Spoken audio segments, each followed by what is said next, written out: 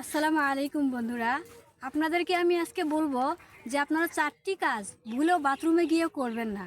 কারণ বাথরুমের ভিতর কিন্তু জিন শয়তান থাকে। আল্লাহ সুবহানাহু ওয়া তাআলা মানুষ সৃষ্টি করার 2000 বছর আগে জিন সৃষ্টি করেছে। জিন কিন্তু আছে দুই দল, একদল হচ্ছে ইমানদার আর একদল হচ্ছে বেঈমান।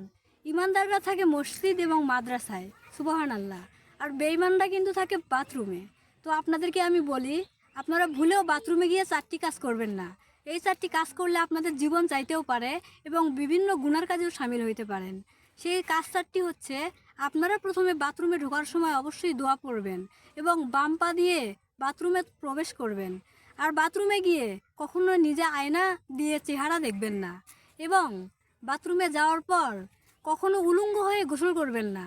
যদি খারাপ জিনরা আপনাদেরকে দেখার পর উকিঝুঁকি মারে, তখন আপনারা অবশ্যই গুনার কাজে লিপ্ত থাকবেন এবং বাথরুমে গিয়ে কোনো দোয়া এবং হাদিস তিলাওয়াত করবেন না। এটা মারাত্মক ধরনের গুনাহ। আল্লাহ তুমি সবাইকে সঠিক বুঝ দান করো, আমিন।